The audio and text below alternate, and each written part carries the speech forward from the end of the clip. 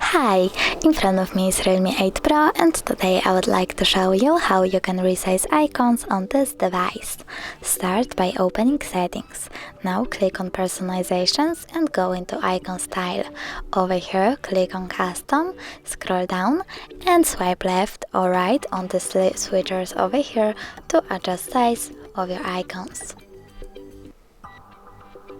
When you're done, you can also adjust size of app name by swiping left or right over here. To save your changes, click Home button. As you can see, size of my icons has changed.